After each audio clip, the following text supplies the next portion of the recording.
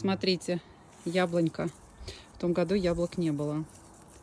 Я не знаю, что в этом году, но мне кажется, их будет, ребят, море. Что мы будем с ними делать, я даже не представляю. Смотрите.